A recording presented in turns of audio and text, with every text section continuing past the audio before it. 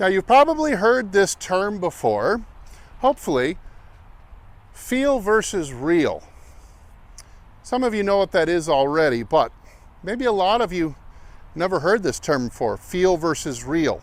What you do with your golf swing feels a lot different to you than what it is actually doing.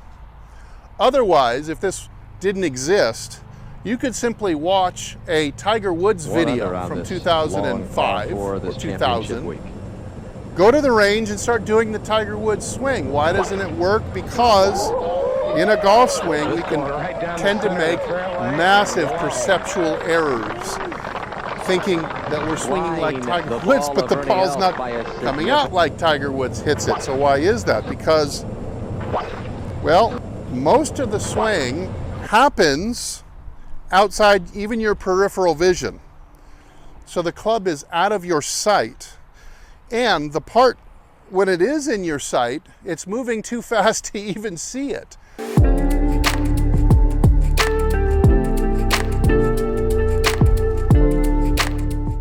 It's a blur. If you swing fast enough, you don't even see a blur at that point. It's just the ball's gone. It's all feel.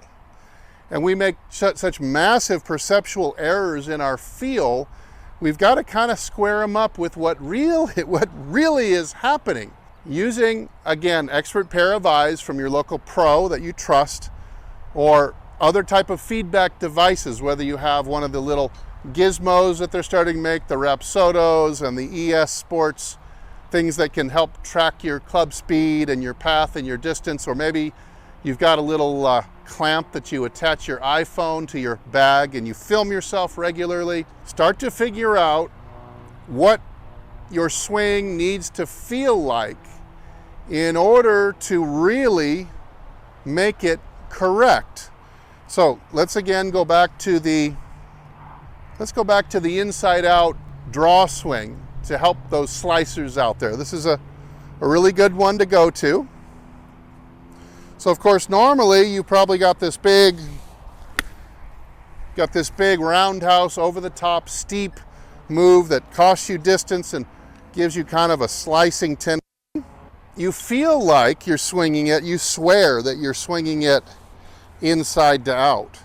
But what's really happening is you're just going over the top a little bit less. And it drives people nuts. It drives me nuts when I walk down the range and I see one of my students who, right after I've explained feel versus real, and the next point we're going to get into right after this, I explain feel versus real to him and I show him on video, hey look, you thought you were swinging from the inside, but the TrackMan says you're still 8 degrees outside in, and the video shows your club is approaching the ball from the outside to match the other data that we have. And they'll say, by gosh, I would have bet good money that I did it from the inside that time. And so your feel is going to betray you. However, when you can figure out kind of the golf swing algorithm for what you feel versus what's going to pop out, then you can hack into that. So if it feels like, just to get yourself to be 1 degree into out, that's a good target if you're an outside in swinger. If it feels like you need to swing at the ball on a diagonal, 45 degrees into out, in order to just swing it 2 degrees inside out like I just did, so be it. As soon as you arm yourself with the feel versus real golf swing algorithm, I call it, you're going to be on your way to hacking into your own swing. Everybody has a different kind of overall feel of what their golf swing, how they would describe their golf swing, especially the main points of emphasis. Everybody's different. You could see 2 identical swingers, and the way they describe the feel of their golf swing is going to be massively different from each other. So keep that in mind. Feel sometimes is an enormous gap from real. All right, for the next point in creating a good quality practice session, let's talk about something called exaggeration. This is often what we need in training in order to make a golf swing work once we take it out into the real world, onto the golf course, out of the what we might call the laboratory. So for this example, I'm going to go back to the early extension issue and show you how exaggeration might work in this case. So let's say your instructor or you've gotten the feedback that the worst issue you have identified that's causing the chain reaction of your shots to go crooked is early extension of the hips, which would mean if I start on this chair with my butt, as I go through the ball here, I've got a lot of students that do just like that.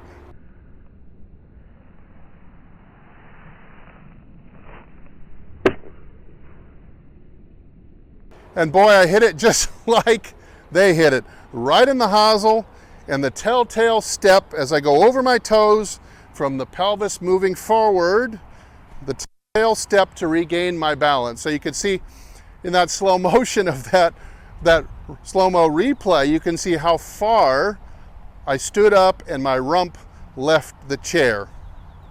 Now we know that the good players on TV, and most good players, stay more relatively at home to the chair. In fact, our good player, I call it the good player database, which includes hundreds of tour pros now who have all had their swings analyzed segment by segment, you know, the same way that they make those video games with all the different reflectors on the suit. Well, they've done this with so many pros now that we know what the averages for good players are, and the good players will not only stay on the chair, but they'll actually lift it a little bit. So let's say in that first demonstration, or let's make it a demonstration that's a little less severe, but I do have several students right now that are that severe, and that is absolutely their miss. They shank it, they've got poor power, poor balance, don't know where it's going, double bogey average if they're lucky. Now, let's make more of a high single digit version of this, where you've been stuck on an 8 handicap for the last 10 years and you've never been able to fix your stand-up. You just keep seeing it over and over. Every lesson you go to, the new teacher will say, boy, you sure stand up, and you'll say, boy, I've been working on that for a long time. I can't seem to get it. I've ditched a bunch of teachers that just keep telling me every lesson, you got to do it, got to do it. You may not be using the exaggeration principle. So we know that as soon as we get off the range where we can just pull back another ball if things go wrong, that's no pressure at all. There's no pressure to get it right on the first try. You just rake back another ball and do it again until you do it right. That's why everybody's so good on their second ball when they drop another ball on the course, because you got to get it right on the first try on the course. Doesn't always work very well, and that's why we tend to lose 80 or 90% often of whatever it is we were practicing. So let's say we're doing, I promised you, like an 8 handicap early extension move, something like this maybe.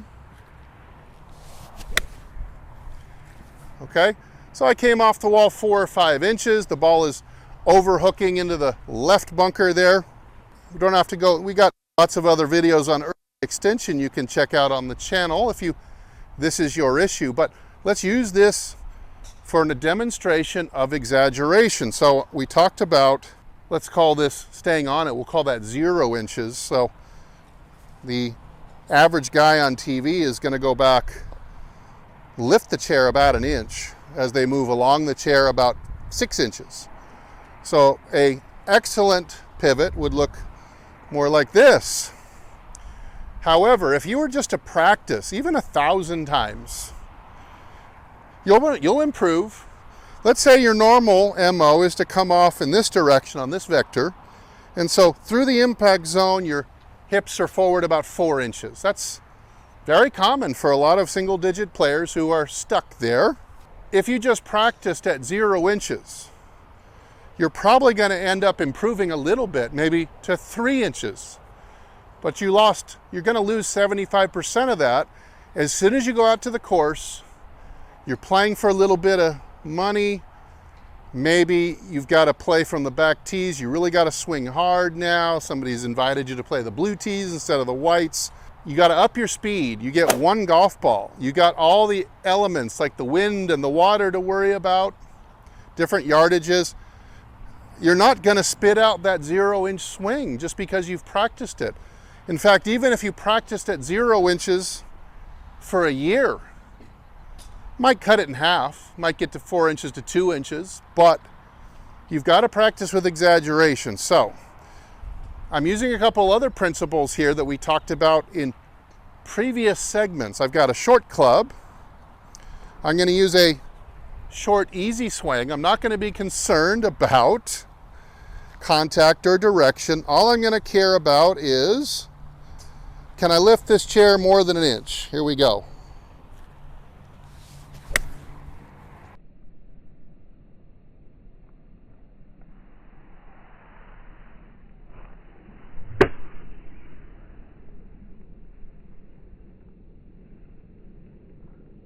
Okay, and I'm going to hold that position until the ball lands.